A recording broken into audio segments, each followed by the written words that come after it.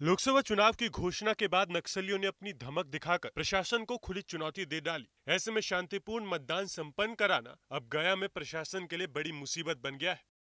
ताजा मामला बीजेपी अनुज कुमार सिंह के घर को डायनामाइट लगाकर उड़ा दिया गया है। पूर्व एमएलसी का परिवार लंबे समय से नक्सलियों के निशाने पर है। घटना स्थल पर नक्सलियों ने लोकसभा चुनाव के बहिष्कार से संबंधित पर्चे भी छोड़े हैं। मिली जानकारी के मुताबिक प्रतिबंधित नक्सली संगठन बाकपा माओवादियों के जत्थे ने कल देर रात बीजेपी नेता अनुज कुमार सिंह के चचेरे भाई के घर को डायनामाइट के विस्फोट से क्षतिग्रस्त कर दिया। घटना के पहले नक्सलियों ने बीजेपी नेता के भाई को घर से बाहर निकाल दिया था। हमले में किसी के हाथाहाथ होने की सूचना नहीं है।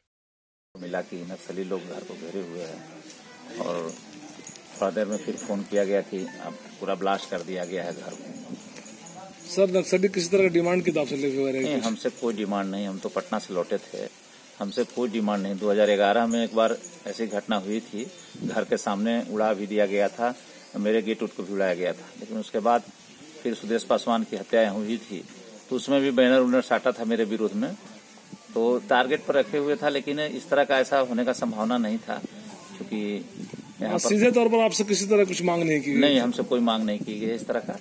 और दुखद घटना है, क्योंकि घर को पूरा ध्वस्त कर दिया गया है, रहने का भी एक जगह नहीं बचा। और यहाँ प्रस्तावित है थाना, तो हम चाहेंगे कि खुल जाए थाना की हम लोग सुरक्षित से यहाँ के लोग सुरक्षित रह सकें। पूरा बात यही है कि प्रशासन क्या करके हमको उठाया, हम उठे, एक बाद बंधक बना करके एमसीसी का आवाज़ लगा कि हम एमसीसी हैं, चाबी लाइए, ताला खोलिए। उसी हालत में खोले, इसके बाद बम विस्फोट किया। 35-40 सब हथियारों से लैस थे। सब हथियारों से लैस थे। कितना क्या नारा लगा रहे थे वो लोग? अनुज कुमार सिंह मुर्दाबाद, प्रशासन मुर्दाबाद, एमसीसी जिंदाबाद, वोट बहिष्कार करो।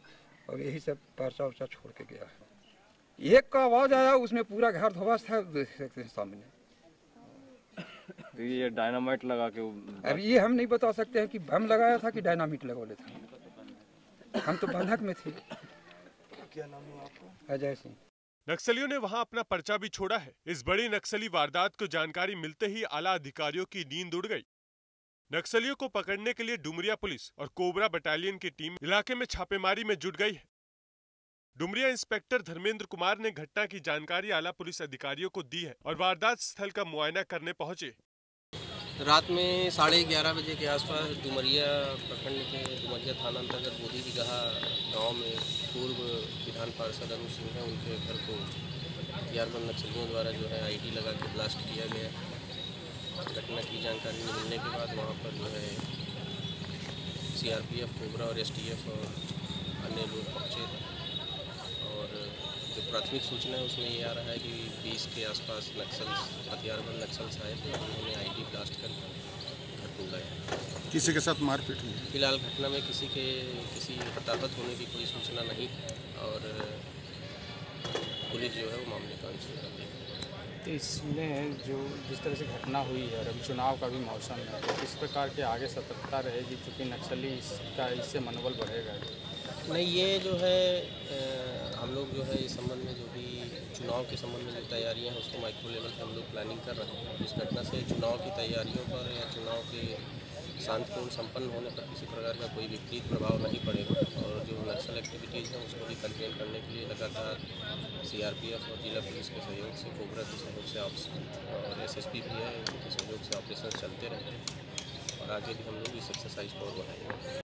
प्राप्त जानकारी के अनुसार लगभग 50 की संख्या में नक्सलियों का एक जत्था एमएलसी के डुमरिया के बोधी बिगहा स्थित घर पर पहुंचा और वहां सभी परिजनों को घर से बाहर निकाल दिया।